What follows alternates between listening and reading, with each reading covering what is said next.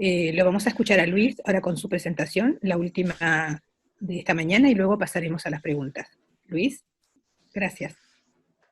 Bueno, primero agradecer a la Sati y bueno, y a Rosa por la invitación. Yo les voy a hablar de lo que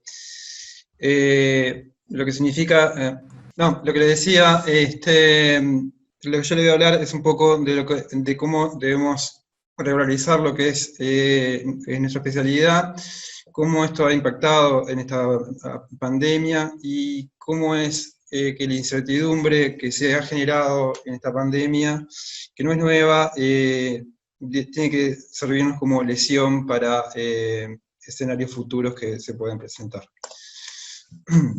Una breve introducción. Estas 4 personas de alguna manera han contribuido a lo largo de los años a crear lo que es el concepto del paciente crítico y posteriormente la medicina intensiva, desde Florence Nightingale por allá por 1850, pasando por Dandy en 1920, la década de los 20, Weil en la década de 50 con la creación de lo que es la primera habitación o sala de shock, y después Ibsen con la introducción de lo que fueron los principios de la ventilación mecánica a presión positiva. Son solo algunos de los que han colaborado a desarrollar lo que hoy conocemos como medicina intensiva, que en definitiva, en su concepto más básico, es un cuidado continuo, intensivo, que permite realizar una intervención oportuna con el objeto de salvar una vida.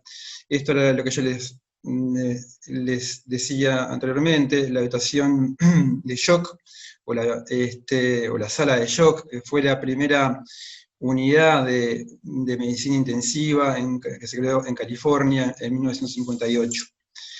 De esa habitación o sala de shock pasamos a lo que es la realidad en algunos centros donde tenemos un apoyo mucho mayor, básicamente en tecnología, pero sobre todo en capacitación del personal que permite manejar estos equipos. Y acá un concepto fundamental: la medicina intensiva se hace en base a personas y no solo a equipos. Los equipos ayudan, pero esos equipos, por más sofisticados que sean, requieren de que un profesional altamente capacitado pueda utilizarlos y aplicarlos en un paciente.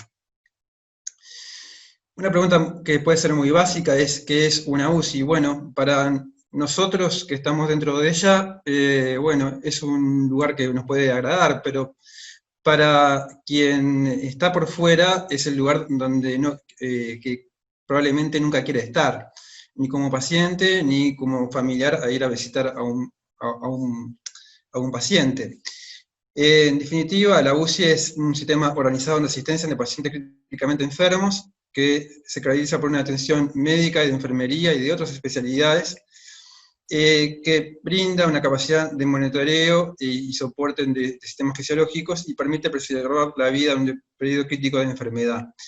Generalmente hablamos de una unidad cerrada, pero en los últimos años esas actividades ya han evolucionado, por suerte, y se han extendido más allá del espacio físico, con la creación de los equipos extramuros que se han sido importantes o están siendo importantes en la pandemia que estamos viviendo. Desde la creación de las unidades de medicina intensiva, inicialmente manejadas por médicos y enfermería, después con el desarrollo mismo de la especialidad, por intensivistas y enfermería especializada, y a lo largo de los años se fueron sumando más actores que han enriquecido la especialidad, y hoy por hoy tenemos una lista larga de servicios. Ahí yo puse algunos, seguramente me quedó muy corta la lista, y fundamentalmente hay un actor que inicialmente probablemente no se tuviera en cuenta, que es la familia, que hoy por hoy, como dijo Maricruz recién en su presentación, es un actor fundamental que hay que tenerlo muy en cuenta a la hora de tratar cualquier paciente crítico.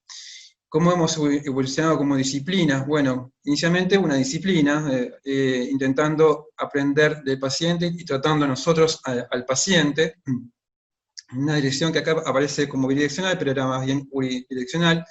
Posteriormente, en la medida que se fueron recibiendo pacientes más complejos, requeríamos la visión de otros profesionales, pero eran profesionales que cada uno miraba al paciente desde su punto de vista. Después, como interdisciplina, o sea, empezamos a discutir los pacientes, Y finalmente, como transdisciplina, la transdisciplina es un concepto que se maneja mucho, pero que no muchos conocen. La transdisciplina no es solo interaccionar entre los distintos actores del sistema de salud, en este caso del paciente, que asisten a un paciente crítico, sino que cada uno aprende del otro y aplica sus conocimientos en pro de mejorar la situación del paciente. El contexto de la medicina intensiva está caracterizado por un envejecimiento de la población, esa es una pirámide poblacional de Uruguay, pero puede ser una pirámide poblacional de muchos países, en la cual estamos recibiendo en nuestras unidades a pacientes cada vez más añosos por la transición epidemiológica, pacientes que pasamos a hablar de comorbilidad a multimorbilidad. Esto ha generado cada vez más una mayor demanda de cuidados intensivos y mayores desafíos para el sistema sanitario y en particular para la medicina intensiva. Este es un trabajo de Vincent, ya tiene sus años, 7 años, en el 2013, muy conocido, en el cual se planteaba de que las necesidades de cuidados intensivos iban a ir en aumento con el correr de los años, y los hospitales iban a ser cada vez más chicos y las UCI más grandes. Eso tiene su lado positivo, como todo, pero también porque significa que la especialidad está en crecimiento, y eso ha sido una característica desde que se creó la especialidad, ha ido en crecimiento constante, pero también genera algunas inquietudes. Por ejemplo, preguntarnos si estamos preparados para este crecimiento, si vamos a disponer de la cantidad de profesionales necesarios con la formación adecuada, y si podemos desarrollar los mecanismos de protección necesarios para prevenir o mitigar los riesgos a los que se enfrenta el personal de UCI. Ese era el escenario que estábamos hasta ahora, hasta que a principios de años apareció este actor, y bueno, y en estos meses ha generado un cambio radical en muchos de los procesos de atención de las unidades de cuidado intensivo. La pandemia ha puesto en jaque a todos los sistemas de salud y a las economías de la mayoría de los países, y es el foco de preocupación de casi todas las sociedades. Hay varios porqués, yo puse algunos acá, este sería un primer porqué. Se tendió a subestimar la peligrosidad, se la comparó con una gripe. Después, ese pensamiento casi místico en el cual pensamos, acá nos va a llegar, esto es una enfermedad que está en China, y bueno, después se vio que era un virus que tenía alta contagiosidad, no teníamos inmunización, no teníamos un tratamiento específico, afectaba más severamente a adultos mayores y con comorbilidades. Eso se tradujo en una alta demanda de recursos sanitarios, saturó los servicios de internación, hubo necesidad de un elemento físico y también social, y cambió totalmente los comportamientos sociales que estábamos acostumbrados, cambió la forma de trabajo. Por lo tanto, nadie estaba preparado para enfrentar esta pandemia de estas características, por más que hayamos tenido pandemias previas, pero nunca como esta. La última que teníamos era la de la gripe H1N1 en el 2009, pero el impacto había sido mucho menor. Y por más que hubiéramos visto inicialmente de cómo era el brote inicial en China, igual eso no nos dio para podernos estar lo suficientemente preparados.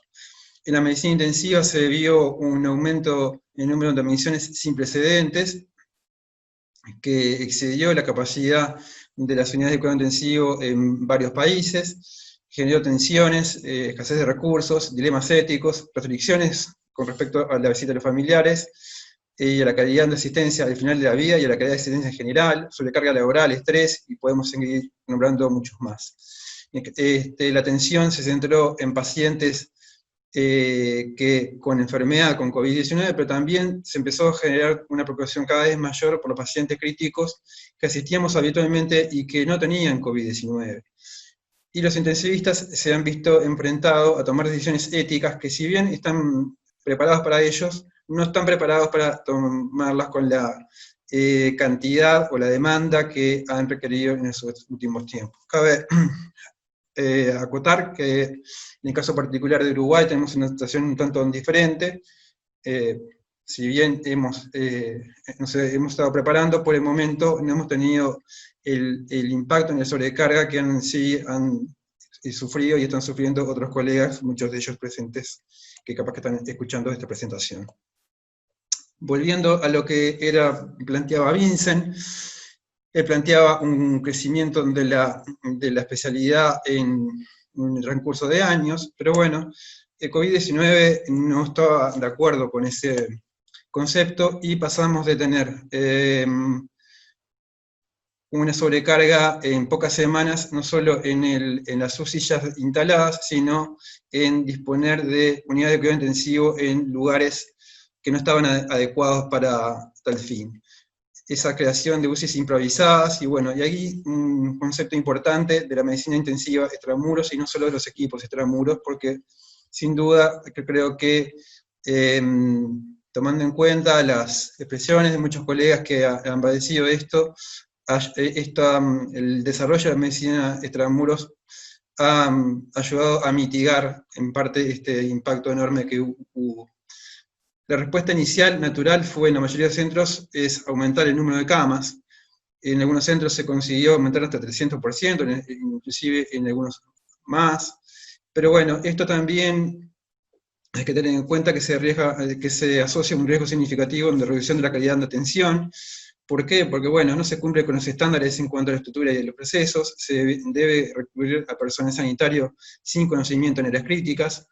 Hay un aumento considerable de la carga de trabajo, no solo de personal capacitado, que tiene que liderar equipos con personal que no está capacitado y hacer un entrenamiento rápido de los mismos. Hay una alta exposición, alta tasa de contagios entre el personal, escasez de equipos de protección, en fin. Surge la pregunta, ¿qué tiene más valor, la cantidad o la calidad? Bueno, tomando en cuenta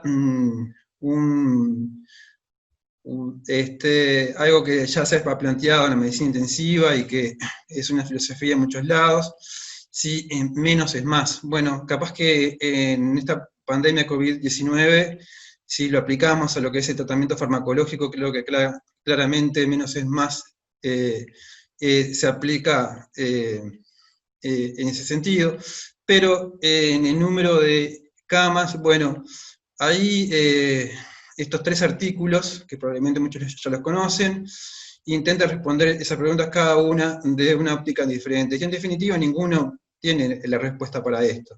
¿Por qué? Porque en cada escenario hay ventajas y desventajas. Si ampliamos el número de camas, tenemos un riesgo de pérdida de valor a futuro, o sea, tenemos más disponibilidad de camas, eso significa que se baje el umbral, por así decirlo, de la gravedad de pacientes que puedan ingresar a UCI. Si tenemos las camas, menos camas, eso la ventaja es que podemos ser más eficientes, pero tenemos el riesgo de no poder satisfacer un incremento de la demanda, aunque sea pequeño. Y el último es, no estoy seguro, bueno, que plantea básicamente cuál es el número óptimo. Y el número óptimo de camas es difícil de llegar al mismo, y probablemente ahí la medicina extramuros sea un aliado o una respuesta en esa estrategia. En definitiva, lo que tenemos que tratar siempre de hacer es utilizar en forma óptima las camas que tenemos, o los recursos que tenemos. En definitiva, eso significa elegir al paciente que realmente se beneficie disculpen, de una unidad de cuidados intensivos. O sea, no ingresar a aquel paciente que no está tan enfermo y que puede ser manejado en un área diferente a una unidad de cuidados intensivos, y tampoco ingresar a aquel paciente que está demasiado enfermo y que las posibilidades de morir sean realmente muy grandes y probablemente por más que lo ingresemos a una UCI no podamos ayudarlo. Debemos desarrollar también criterios de ingreso que sean claros, o por lo menos establecer prioridades. Este es un criterio, o sea, este es el modelo de prioridades, es muy conocido, que se desarrolló en nuestra sociedad, basado obviamente en trabajos de otras sociedades, y básicamente nos planteamos 2 escenarios, uno de demanda controlada, que es el que estamos todavía actualmente, y otro de demanda en un contexto de saturación, en los cuales obviamente cambian los criterios de triage, o se debe ser más estricto, y adquieren importancia otros servicios de apoyo. Cuidados intensivos y cuidados paliativos, bueno, es un concepto que hasta hace unos años eran totalmente opuestos, o se veían como opuestos. Hoy cada vez más vemos que son complementarios, y muchos de nuestros pacientes que egresan de cuidados intensivos necesitan de cuidados paliativos. Muchos de los pacientes que no van a ingresar, pero los identificamos como tal, también necesitan de cuidados paliativos. Debemos tener en cuenta siempre la calidad de la asistencia.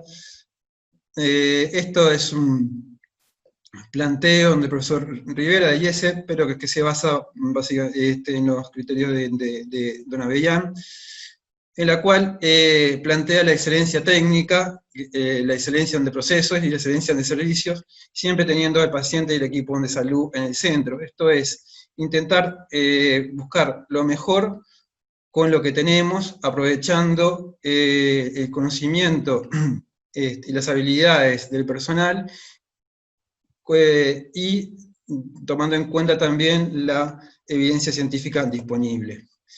Obviamente, cuando la capacidad o la demanda se ve incrementada, la calidad de la asistencia va a ir disminuyendo. Se dice que toda UCI tiene que tener por lo menos un 20% de capacidad de aumento de la demanda y mantener el estándar de calidad, pero si ese 20% pasa a un 100 o pasa a un 200, bueno, obviamente la calidad va a decaer, porque se va a requerir ampliar las UCI, que personal no capacitado tenga que entrar en acción, y ahí es muy difícil mantener esos estándares.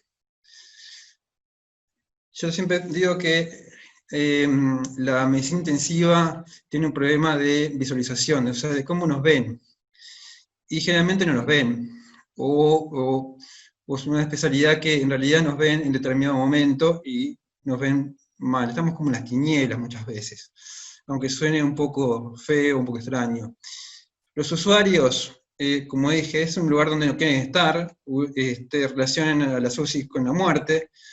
Los gestores, por otro lado, asocian a las UCI con lugares muy complejos, de alto costo, y no es un lugar donde quieran mostrar mucho cuando quieren atraer usuarios a sus sistemas.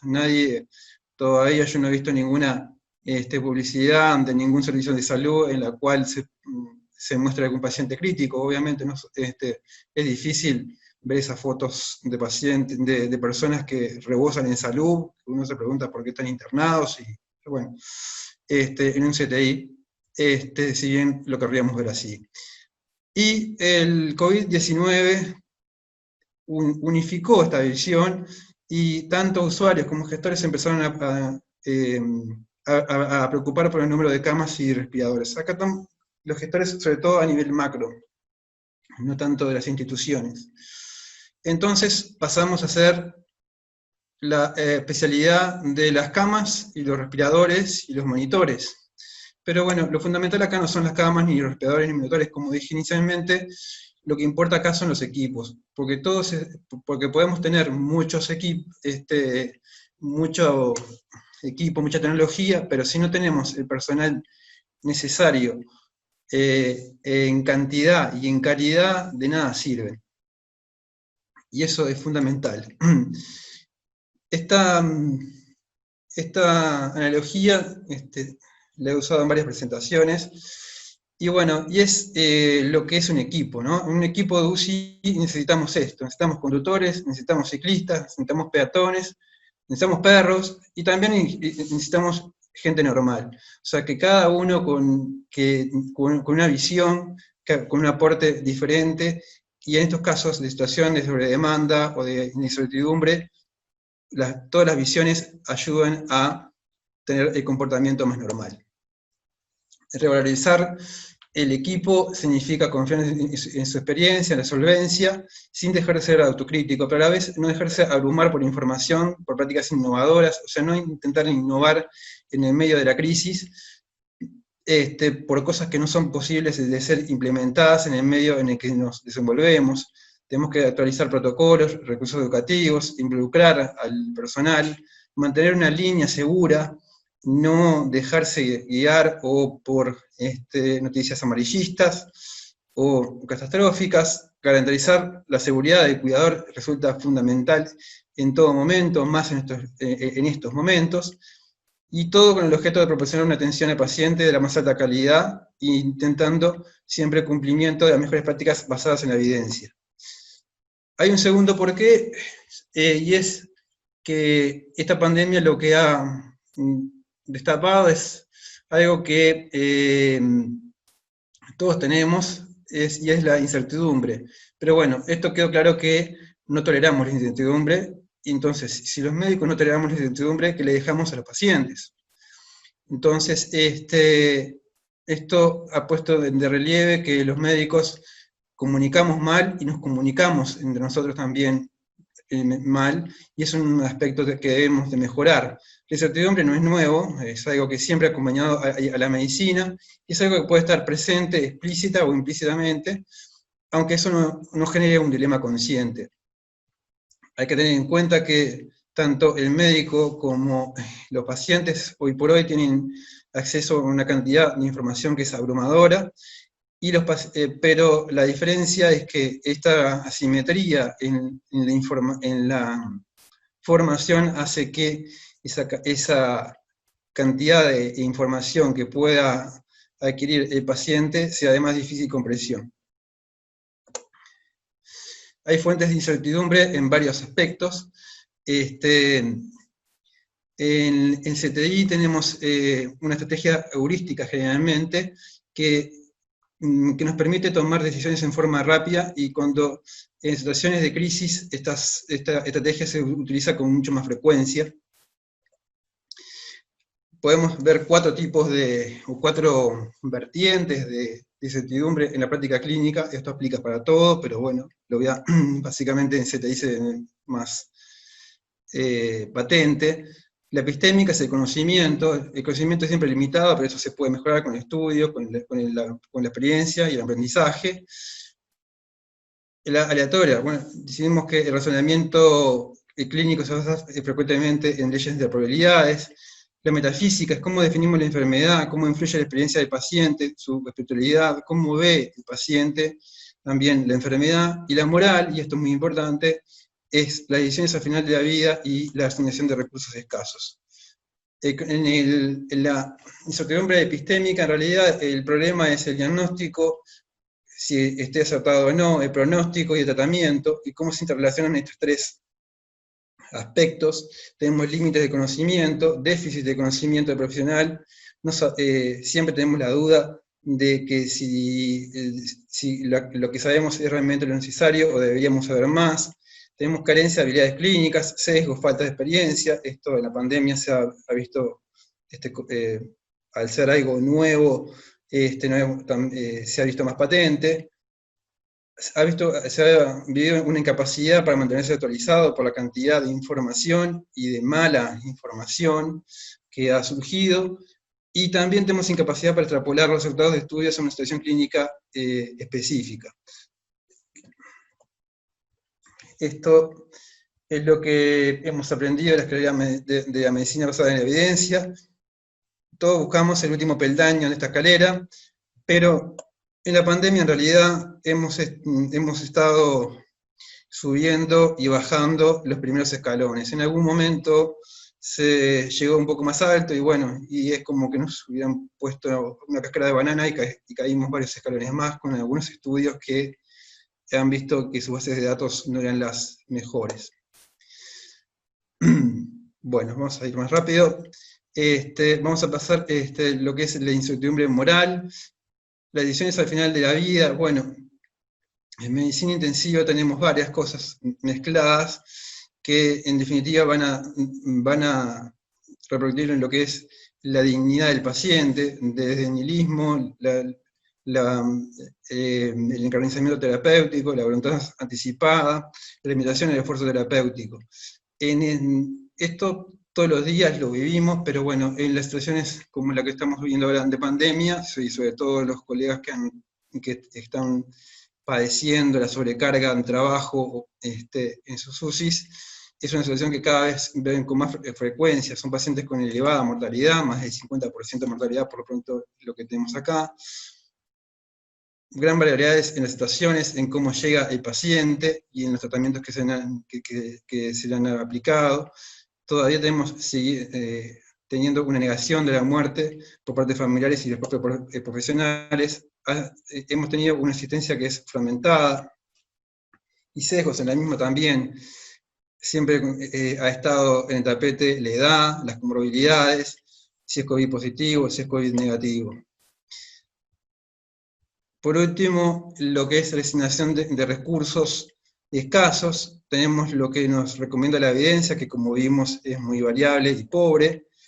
Tenemos que ajustarlo al paciente, pero ¿qué es lo que puedo hacer realmente? Es menos aún que lo que se me recomienda, y realmente de todo lo que puedo hacer, lo que impacta al paciente es todavía menos. Para finalizar,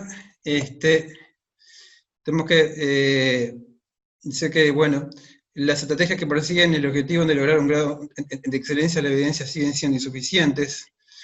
La característica de la medicina intensiva como especialidad transversal hace que solamente una pequeña parte de las decisiones que tomamos están basadas con un alto nivel de evidencia, aún en temas centrales de la especialidad. La extrapolación de resultados a nuestra práctica clínica de estudios de alto impacto tiene incertidumbre en base a asimetrías, fundamentalmente en estructuras entre los centros que participan, los estudios y los nuestros medios, y más en este caso en los cuales los estudios han sido muy cuestionados y los resultados han sido muy variables. Y es más frecuente que los estudios terminen formulando nuevas preguntas en lugar de aseveraciones.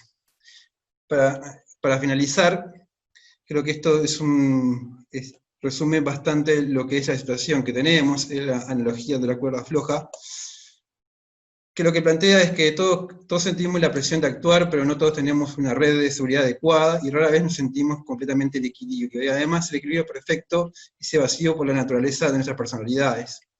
Al igual que un equilibrista, constantemente hacemos ajustes de ida y de vuelta, y en realidad son los ajustes los que nos mantienen equilibrados, mientras que quedarse quieto es cuando se corre el riesgo de caerse.